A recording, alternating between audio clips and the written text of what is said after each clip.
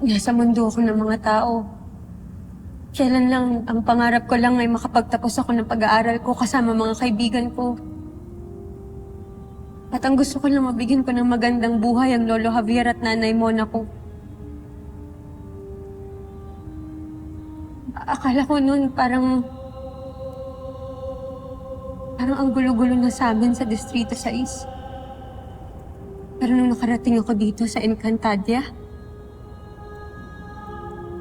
mas magulo pa pala dito. Mas marami pang nangyayari dito. Naaalala ko ang aking sarili, Sam. Naaalala ko rin ang aking anak na si Lyra.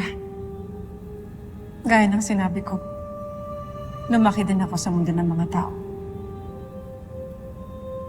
Paslit pa lamang ako.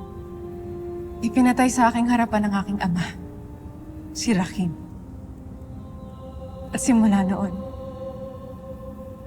kahit sa unang pagtungtong ko sa Encantadia, puro takot ang aking nararamdaman.